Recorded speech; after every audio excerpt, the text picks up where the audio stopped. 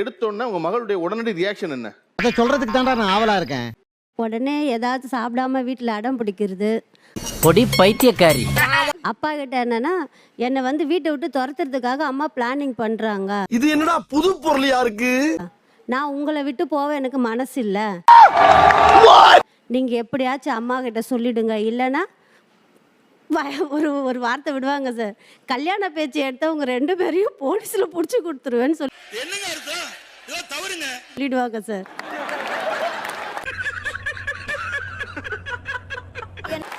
வேற கல்யாண பேச்சு எடுத்தா உங்களுடைய பொண்ணுடைய உடனடி ரியாக்ஷன் என்ன? எனக்கு என்னடா தெரியும், கேளுடா. புரியல. நல்லா சிரிப்பா ஜாலியா இருப்பா வீட்டுல. அத சொன்னா மட்டும் எவனா ஒருத்தர் எதனா ஒண்ணு குடுத்துட்டா போதும், ஜாதகத்தை தூக்கிட்டு போகணும்னுவீங்க. அந்த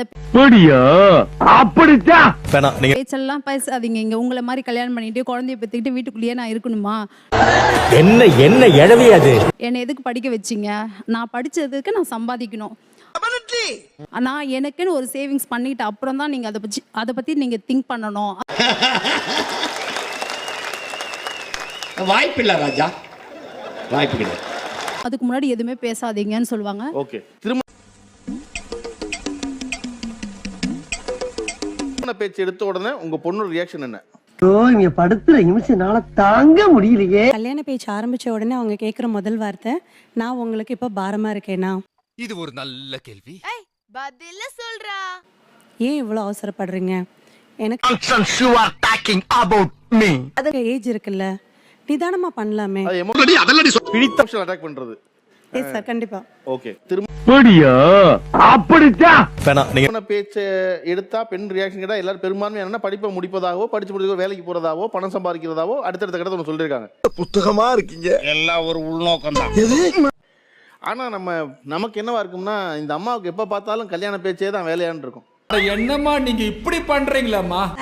அப்படி எந்த மாதிரி சிச்சுவேஷன்ல எல்லாம், எந்த தருணங்கள்ல எல்லாம் அவங்க கல்யாண பேச்சை நைஸா ஆரம்பிக்கிறாங்க? மார்க் ஏதாச்சும் கம்மி ஆயிடுச்சுன்னா உனக்கு கல்யாணம் பண்ணதான் வேலை. மார்க் கம்மி ஆயிடுச்சுன்னா உனக்குலாம் கல்யாணம் பண்ணதான் வேலை. மார்க் கம்மி ஆயிடுச்சு, போன செம்ம நிறைய எடுத்தேன், இந்த செம்ம பாரு கம்மி ஆயிடுச்சு, நெஞ்சமெல்லாம் பொண்ணா இருக்கு தம்பி, மறக்க முடியும். பேசாம கல்யாணம் பண்ணிக்கோ, ஜாலியா இருக்கலாம். Okay okay.